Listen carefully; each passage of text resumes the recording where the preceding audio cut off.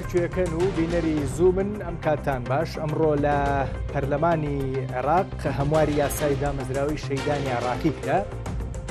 بە دڵنیاییەوە هەموارەکە بەشێکی پەیوەستە بە هەرێمی کوردستان و خانەوادەی شەیدانی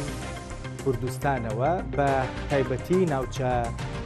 جێناکۆکەکان. وەزارەتی شەیدانی هەرێمی کوردستان بە گشتی هەرێمی کوردستان لەبارەی هەموارکردنەوەی یاساکە چی دەڵێ؟ پێی باشە دەستی هەبوو لە هەموارکردنەوەکە یان نا؟ ئەگەر تێبینی پێشنیاز و داواکاریکی دیاریکراوی لەبارەی هەمواری یاساکەوە هەبوو بێ لە هەموارەکەیە شوێنی کرایەوە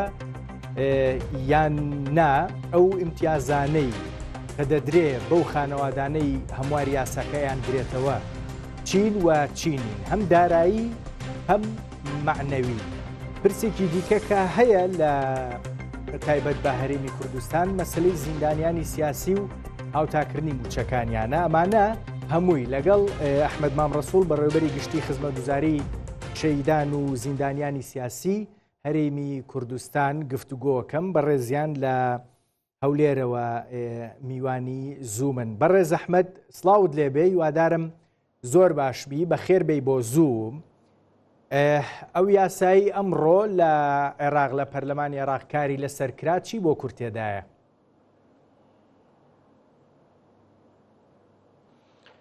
زۆر سپاس، سڵاو ڕێز بۆ بینەرانی زووم تیڤ. طبعاً ئێمە وەکو وەزارەتی کاروباری شەیدان و ئەنفال کراوان لە مانگی ڕابردوو ئەو پرۆژە یاسایی کە هەمواری یاسای دامەزراوەی یان دەستگای شەهیدانی حکوومەتی ئیتیحادی بۆمان هات کە ئامادەکاریان کردبوو کە چەند بڕگەیەک لەو یاسایە هەموار بکەنەوە بۆی لەگەڵ بار و زروفی ئێستای حکوومەتی ئیتیحادی بگونجێ. یەکێک لە بڕگەکانیشی کە لە هەموارەکەدا هات بوو تایبەت بوو بە شەهیدانی پێشمەرگە و دام و دەستگاکانی تر کە دانیشتووی دەرەوەی ئیدارەی هەرێمی کوردستان بوون لە ناوچە بڕێنراوەکانی هەرێمی کوردستان بوون، بەڵام سەر بە دام و دەستگا ئەمنی و پێشمەرگەی حکوومەتی هەرێمی کوردستان بوون. ئەو بڕگەی تێدا بوو بۆ هەرێمی کوردستان بۆی ئەوانش سودمەند بن بۆ بە مافوی ئیمتیازاتی زیندانی کەسوکاری سەربەرزی شەهیدان. ئەوەی کە هات بۆ ئێمە دراسەیەکی وردی پرۆژە یاسایەکەمان کرد لای خۆمانەوە و ئامادەکاری پێشنیار و ڕاستپاردەمان کرد بۆ فراکسیۆنە کوردستانیەکان لە پەرلەمانی عێراق و دوو خاڵ گفتوگۆمان لەسەر کرد. ئەوەی کە هەبوو ئێمە بابەتێکی تریشمان خستە ناو پرۆژە یاساکە کە بێتە داواکاری حکوومەتی هەرێمی کوردستان یاخود خەڵکی هەرێمی کوردستان بۆی بتوانین ئەو کێشە و گرفتانەی کە ئێمە لەگەڵ دەستگای شەهیدانی حکوومەتی ئیتیحادی و دام و دەستگا فیدڕالیەکان لە ڕابردوودا هەمان بوو بۆی چارەسەری بکەین. بەڕێز ئەحمەد، ئەوەی کە ئێوە پێشنیازتان کرد بۆی زیاد بکرێ چی بوو و زیاد کرا یان نا؟ بەدەستخۆشیمان بۆ سەرجەم فراکسیۆنە کوردستانیەکان سەرجەم کوتلە کوردستانیەکانی پەرلەمانی عێراق دیارە پێشنیارەکەی ئێمە وەکو خۆی پەسەند کرا کە پێکهاتبوو لەوەی کە کەسوکاری سەربەرزی شەهیدانی هەرێمی کوردستانیش ئەوانەی کە لە دانیشتووی پارێزگاکانی تری عێراقن یان لە دام و دەستگا حکوومیەکانی حکوومەتی ئیتیحادی کار دەکەن یاخود دانیشتووی ئەو سنوورانن، بەڵام تۆماری شەهیدانیان لە هەرێمی کوردستانە واتە شەهیدی هەرێمی کوردستانن، بەڵام خۆیان دانیشتووی ناوچە دابڕێنراوەکان یان ناوچە کوردستانیەکان یاخود لە شار و شارۆچکەکانی تری پارێزگاکانی تری عێراق نیشتەجێن هەمان مافوی ئیمتیازات کە بۆ شەهیدانی یان لە دەستگای شەهیدانی حکوومەتی ئیتیحادی هەیە بۆ کەسوکاری شەهیدانی ئێمەش ئەو مافە بدرێ. خۆشبەختانە پێشنیارەکەی وەزارەتمان وەکو خۆی پەسەند کراوە کە لەمە دووە سەرجەم ئەو نووسراوانیانە و پشتگیرانی کە ئێمە دەیکەین بۆ خانەوادەی سەربەرزی شەهیدان لە بابەتی معنەوی نەک لە بابەتی موچە وەک خۆی جێبەجێ دەکرێت کاری پێ دەکرێت. ڕاستیەکەی کاگەحمەد یەکێک لەو شتانەی ئەمڕۆ هیچ نەبێ بۆ ئێمە لە میدیا من پێم وا بێ وابوو بەگشتی جۆرێک لە ناڕوونی هەیە بە دیاریکراوی ئەم یاسایە کێ ئەگرێتەوە ئەوانەی کە شەهیدی بۆ نمونە ناوچە جێناکۆکەکانن نفوسیان ناوچە جێناکۆکەکانە بەڵام لە شوێنی دیکە نیشتەجێن یان نەخێر ئەوانەی دیکەش کە سەر بە هەرێمی کوردستانن و لە ناوچە جێناکۆکەکان نیشتەجێن ئەوەم بۆ یەکلایی کەرەوە من زۆر سپاس دەکەم کێ ئەگرێتەوە ئەم یاسایە؟ زۆر باشە ئەمە بڕگەی یەکەم کە بەڕوونی هاتووە تایبەتە بە شەهیدانی دەستی تیرۆری داعش کە ئەو کەسانی کە لە شەڕی دژ بە داعش لە شەهید بوون بە نمونە پێشمەرگەمان هەیە خەڵکی کەرکووکەیان خەڵکی مووسڵیان خەڵکی شنگالە ئەمانە پێشمەرگەن یان ئاسایشن یان بەرگری و فریاکەوتن یان لە دام و دەستگاکانی تری ئەمنی کاریان کردو و شەهید بوون لە شەڕی دژ بە تیرۆریستانی داعش تۆماریان لە سەر وەزارەتی کاروباری شەهیدان و دام و دەستگاکانی هەرێمی کوردستانە ئەمانە شوێنیان کرایەوە بۆیان هەیە موچەکانیشیان بگواستنەوە بۆ سەر دەستگای شەهیدانی حکوومەتی ئیتیحادی و لە هەمان کاتیشدا سەرجەم ئەو مافی امتیازاتانی کە بە شەهیدانی تری عراق دەدرێ بەوانیش دەدرێت ئەمە بڕگەی یەکەمە بەشی دووەمیشی کە تایبەتە بە تەواوی شەهیدانی تر یاواتە لە ساڵی بەشێک لە 63 و دواتری 1970 چۆن ئەوان باعتیبار یاخود دەسەڵاتی ڕژێمی بەعس ئەژمار دەکەن لای خۆیان چونکە ئەو یاسایە کە لە حکوومەتی ئیتیحادی دەچووە ڕەچاوی بارودۆخی یاخود خەباتی کوردستانی نەکردووە بە سەراحەتیانی باس ڕەچاوی خەباتی شیعە و عەرەبی کردووە کە زیاتر یاساکە بۆ ئەوان داڕێژراوە یاسای دامەزراوەی شەهیدان لە ساڵی 68ەوە هەرچەندە ئێمە لە ساڵی 61ەوە شۆڕشی کورد بەردەوام بووە بەڵام ئەوانە لە ساڵی 68ەوە سەرجەم شەهیدان کە لە ناو وەزارەت شەهیدان تۆمارن بەڵام خەڵکی ناوچە دابڕێنراوەکان یاخود دانیشتووی هەر یەکێک لە پارێزگاکانی تری عراق بن دەتوانن لە بواری معنەوی نەک لە بواری موچە چونکە موچەکانیان لەسەر هەرێمی کوردستانە مەگەر خۆیان لەسەر داخوازی خۆیان موچەکانیان بگوازنەوە سەر دامەزراوەی دەستگای شەهیدانی حکوومەتی ئیتیحادی دەنا هەموو ئەو ئیمتیازە معنەویانەی کە دەدرێ بە کەسوکاری شەهیدان لە حکوومەتی ئیتیحادیان دەستگای شەهیدان پێشکەشی دەکا لە بواری ئەژمارکردن لە بواری خوێندن لە بواری تەندروستی لە بواری ئەو ئیمتیازانەی تر گواستنەوە نەقڵکردنی لە شوێنێک گواستنەوەی ڕاژە لە شوێنێک بۆ شوێنێکی تر ئەموو ئەوانەی کە پێشکەشی دەکرێت دەتوانێت خەڵکی هەرێمی کوردستان یاخود خەڵکی کوردستان کە دانیشتوو یاخود خەڵکی دانیشتووی دەرەوەی دارەی هەرێمی کوردستانن بەڵام لای ئێمە تۆمارن دەتوان سوودمان بن. زۆر باشە بەڕێز ئەحمەد یعنی یەک دوو پرست وروژان من ئەمەوەیە لەبارەیانەوە پرسیار بکەم یەکێکیان ئەوەیە کە لەم یاسایە خەبات و قوربانی خەڵکی کوردستان با بڵێن شوێنی نەکراوەتەوە و لە یاساکەیە شوێنی نییە جێی نەکراوەتەوە دیارە ئێوە بۆشاییە کەلێنێک ئەبینن لەوەی کە ئەکرا یاساکە چی تریشی تیابێ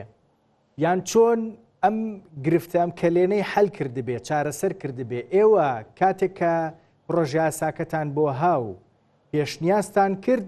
ئەم کەلێنەش پڕ بکرێتەوە و ئیشی لەسەر نەکرا یان ڕاستیەکەی نەخێر پێشنیاز نەکرا هەر لە بنەڕەتە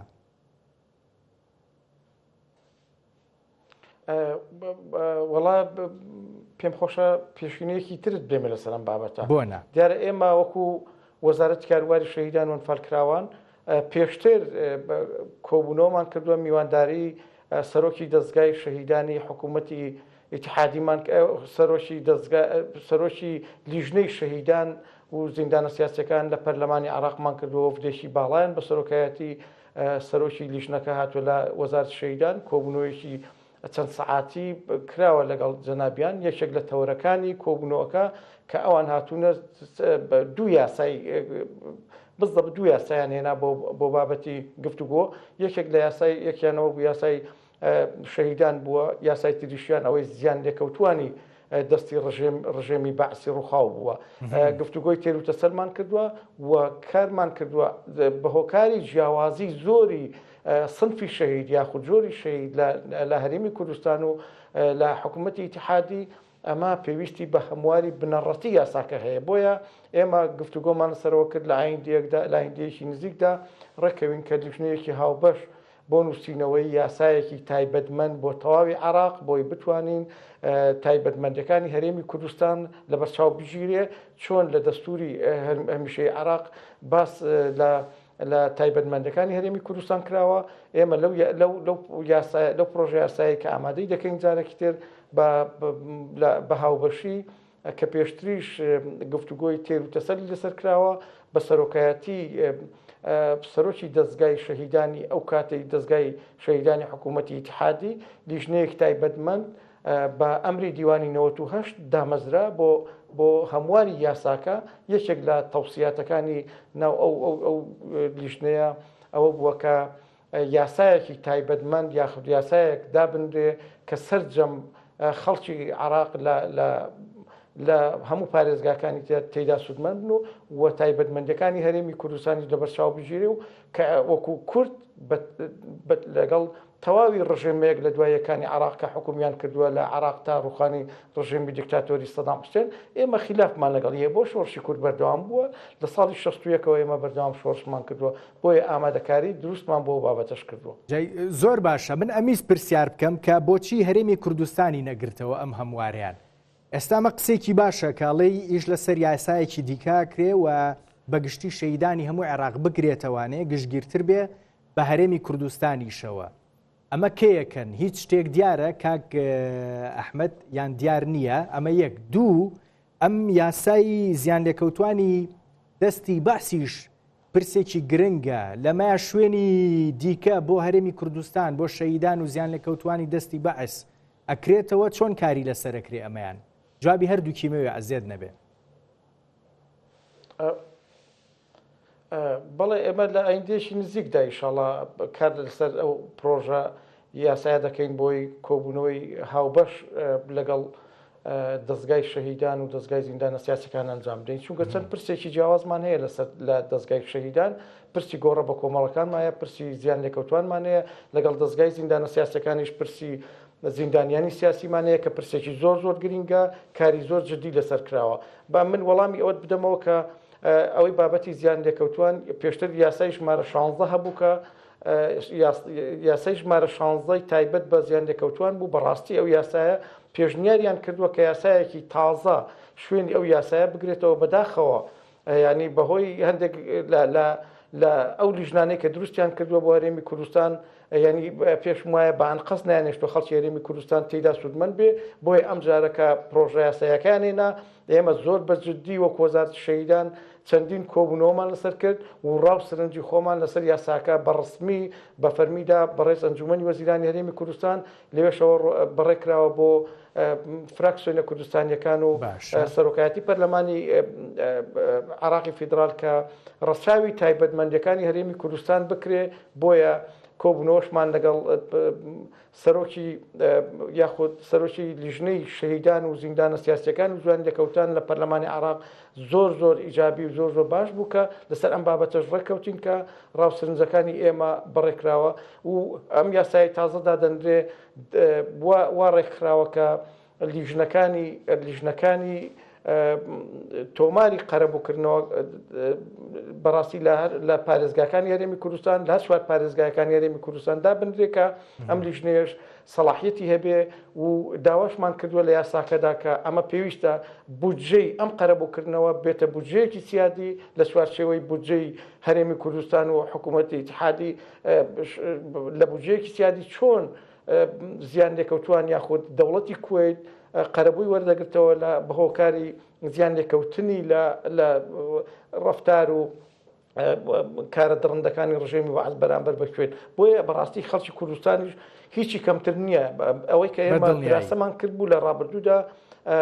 برایانی شیعە بەڕاستی یاسایەکەیان بۆ خۆیان بەکارێناوە زۆربیان قەرەبوو کراونەوە کە ئەمەش بەڕاستی هەرێمی کوردستان بە هیچ شێوەیە کەس تێیدا سوودمەند نەبووە ئەم جارە ئەمە قابلی قبول نییە بۆیە دەبێت خەڵکی کوردستان حەقی خۆی پێ بدرێت لە ڕاگواستن لە ماڵوێرانکردن لە باخ و باخات لە بابەتی زیانە جەستەی و ینی گیانی و معنەویەکانی خەڵکی کوردستان دەبێت قەرەبوو بکرێنەوە لە چوارچێوە ئەو یاسایەدا بێت. کاگ ئەحمەد بابن بێمەوە سەرپرسی ئەم یاسا تازەکەی و ئەمڕۆ ئیشی لەسەر کرا. یەکەم پێشمەرگە و وتت ئەوانەی تر چی تر ئەگرێتەوە ئەم یاسایە ئەمە یەک دوو من باسم بۆ بکە ئەوەی لە ڕووی با بڵێن ئیمتیازی داراییەوە وەرئەگیرێت چییە؟ کامانەنەوەی ئیمتیازە داراییەکە ئەیانگرێتەوە، ئیمتیازە معنەویاتەکانی دیکەش ئەوانە چی ئەیانگرێتەوە؟ من بەشی یەکەمی پرسیارەکەت کە باز لەوە دەکەی پێشمەرگە و ئاساییشە بەرگری و فریاکەوتنە زێرەبانیە خەڵکی کەرکووک هەیە خەڵکی بە شنگال هەیە خەڵکی مووسڵ هەیە خەڵکی شارەکانی تر هەیە کە بە ئەسڵ کوردن بەڵام لە دام و دەستگا ئەمنیەکان ئاساییشە پێشمەرگەیە زێرەبانیە بەرگری و فریاکەوتنە ئەمانەیە بابەتە داراییەکان ئەوانەی خاڵی یەکەم دەگرێتەوە کە باسم کرد بۆ شەهیدانی داعش بەڵام بابەتە داراییەکان بەڕاستی شەهیدانی تر تێیدا سوودمەند نابن بە هۆکاری ئەوەی بابەتە معنەویەکانیان زیاتر تێدا سوودمەند بوو چونکە ئێمە داوامان کردووە ئەو بابەتە معنەویانەی کە پێشتر ئێمە نووسراوێکمان دەکرد بۆ بابەتی ئەژمارکردن بۆ بابەتی دامەزراندن بۆ بابەتێک لە بابەتەکانی ئەژمارکردن بۆ پێشخستن بۆ بابەتی گواستنەوە لە دام و دەستگایەک بۆ ئەوان اعتیباریان بە وەزارەتی شەهیدان وەکو پێویست نەدەکرد بۆیە ئێمە ئەم خاڵەکە لە چوارچەوەی ئەم هەموارە داهاتووە شوێنی خۆی گرتووە بەڕاستی هەندێک لەو زۆربەی ئەو مەشاشیلانەی کە لەگەڵ حکوومەتی اتحادی هەمان بووە کۆتایی پێدێنێ. زۆر باشە بەڕێز ئەحمەد من پرسێکی دیکەم هەیە ڕاستیەکەی ئەوەی کە هاوتاکردنی موچەی زیندانیانی سیاسیە بەڵام ڕسمەکە بە گەورەترە بینم ماوەی پێشوو لیژنێکی باڵای ئابووری ئەوەی ئەنجومەنی وزاری ئابووری پێڵەن لە بەغدا پێم وابێ هاتبوون بۆ هەرێمی کوردستان و هەم کۆبوونەوەی باڵایان هەبوو هەم کۆبوونەوەی وەزارەتیش هەبوو پێم وابێ لەو بارەیەوە وەزارەتی شەهیدان نازانم ئەگەر بە دیاریکراوی نوێنەری ئێوە بەشدار بوو بێ لە کۆبوونەوەکان لەگەڵ بەغدایە کۆبوونەوە کرابێ بۆ پرسی موچە و هاوتاکردنی موچە بۆ ئەو پرسانەی دیکە لە کۆبوونەوەکانە ئێوە گەیشتن بەچی؟ چ شتێک وەزارەتی شەهیدانی ئەگرتەوە هی هەرێمی کوردستان و لەگەڵ بەغدایە گفتوگۆتان لەبارەوە کرد؟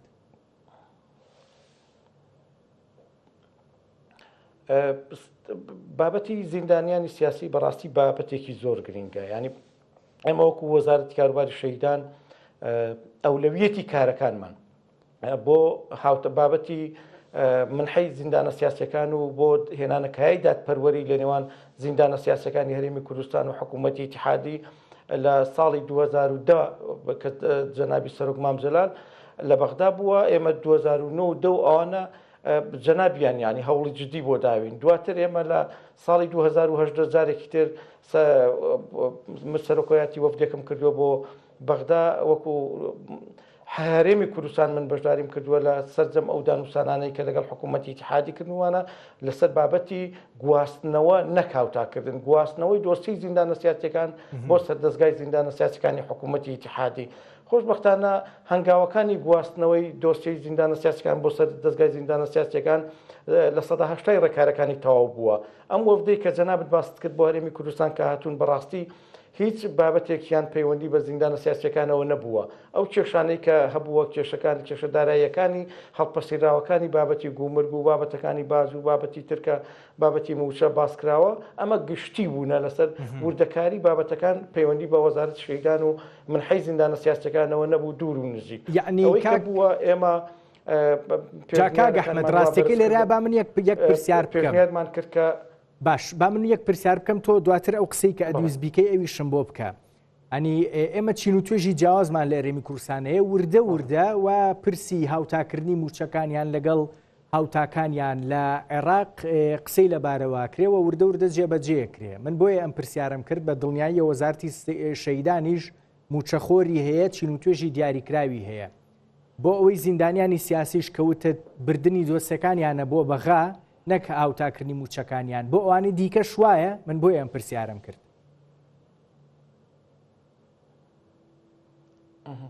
مەبەستت ئەوەکانی تریش چێ؟ مەبەستم ئێوە موچەخۆری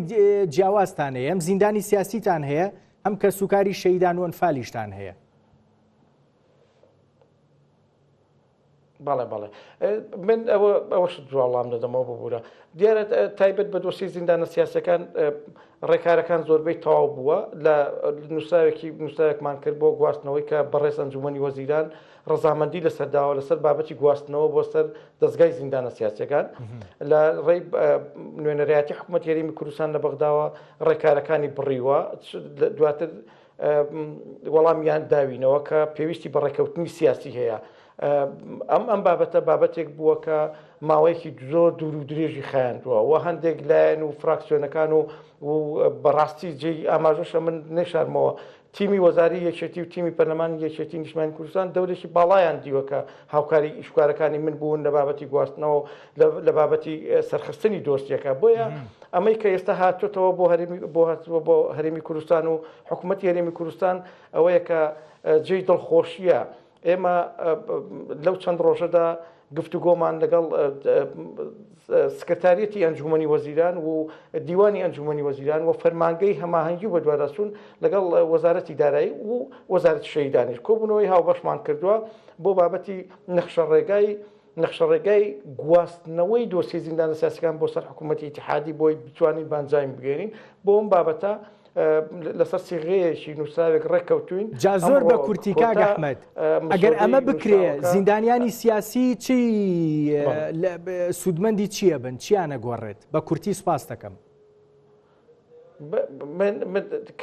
کەمێککە کات بدەباوە بۆ ئەو پەیامە بگەێنم سوودە زۆر گرنگە. ئەوەی کە هەیە ئێمە چاوەڕێ دەکەین لە ئایندەیەکی نزیکدا وەفدی هەرێمی کوردستان وەفدی وەزارەتی شەیدان بە سەرۆکایەتی بەڕێز وەزیری کاروباری شەیدان و فاتراوان ئەو وەفدەی کە ئێمە دەچین بۆ بەغدا بۆ گواستنەوەی دۆسی زیندانە سیاسەکانە بۆ سەر حکوومەتی ئیتیحادی. لەو چوارچێوەیەدا ئێمە هەوڵ دەدەین ئەو لیستەی کە ئێستا لە بەردەستی ئێمەدایە کە سەرجەم ڕێکارە قانونیەکانی تەواو کردووە 25,707 زیندانی کراوە گیراوی سیاسی ئەوانەی کە پێشتر 5216 کەس بووە کە من حیان وەرگرتووە بە کرچ و کاڵی ئەوانەشمان داخل کردوێتەوە و ئیکەش کە هیچیان وەرنەگرتووە. ئێمە کارمان لەسەرەوە کردو ئەو لیستەیە ڕاستەوخۆ بکەوێتە بواری جێبەجێکردن هەموو مافەکان و معاشەکانیان بۆ بێت هەتاوەکو لە بودجەی 2025 شوێنی بکەینەوە. ئێمە پێشنیارێکمان ئامادە کرد بۆی بتوانین پێشەوەی ئەتا ئەو گواستنەوەی تەواو دەبێت. ئێمە 20,591 زیندانی کراوی گیراوی سیاسیمانەیە ڕەزامەندی وەزارەتی داراییمان بۆ وەرگرتوونە بۆی بتوانین پێشنیارێکمان بۆ سەرۆکایەتی ئەنجومەنی وەزیران بەرز کردوێتەوە بۆی بتوانین بڕیارێکی تایبەتی بۆ دەرچێ ئەو چوار مانگەی کە لە هەرێمی کوردستانە لەسەر بودجەی ناوخۆی هەرێمی کوردستان منحەی مانگانە بۆ ئەو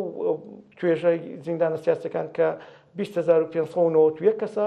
منحەی ئەو چوار مانگیان بۆ بڕێتەوە تا ڕێکاری گواستنەوەی دۆسی زیندانە سیاسەکان بۆ سەر دەستگای زیندانە سیاسەکان بە ئەنجام دەکات. اینجا زۆر بە کورتی ئەم دۆسیانە بچن بۆ بەغدا موچەکانی شانوەک و هاوتا عێراقیەکانیان لێیە چی ئەگۆڕێ بۆ ئەوان؟ بە کورتی سوپاس دەکەم. زۆرترین ئیمتیاز لە سوارچەوەی ئەو یاسای ژمارە سواری ساڵی 2006 هەموارکراوی دەستگای زیندانە سیاسەکانی عێراقدا هەیە کە موچەکانیان دەبێتە 1,200,000 دینار کە ماوەی چەندین ساڵە زیندانی کراوی گیراوی سیاسی لە هەرێمی کوردستان داوای ئەم حەقی خۆی دەکات کە خۆشبەختانە ئینشاءڵڵا لە ئایندەیەکی نزیکدا لە 100% یعنی هیچ ئەوەیەک ناهێڵێتەوە کە زیندانی سیاسی دەبێت ئەو مافیان پێ بدرێت کە ماوەیەکی زۆرە چاوەڕێی دەکەن و بەدڵنیاییەوە ئەو مافیان پێ دەدرێت کە موچەی زیندانی سیاسی 1,200,000 دینارە و زیندانی سیاسی ترکە 800 و ئەوەندە هزارە وەردەگرێت و کەمترین موشیان 400 و ئەوەندەیە کە بۆ ئەو کەسانە دیاری کراوە کە لە مانگێک کەمترە یاخود غیابیان هەیە ئەمانە بەڕاستی یاسای زیندانە سیاسەکان ئەمە قسەی باشە تەواو ئەمە قسەی باشە کاک ئەحمەد من کاتم زۆر کەم ماوە